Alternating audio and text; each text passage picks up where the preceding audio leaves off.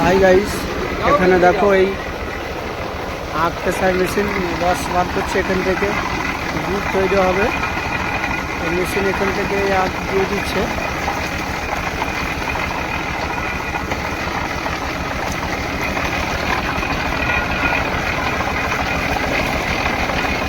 এই যে আখ দিয়ে দিচ্ছে, এখান থেকে রস হয়ে এখানে পড়ছে।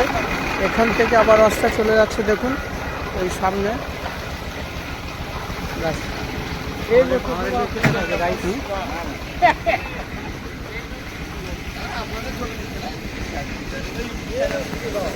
এই দেখুন এখানে রসটা চলে এসছে। এখান থেকে আবার এই জাল দিয়ে এখান থেকে গুড় হয়ে যাচ্ছে, আখের গুড়।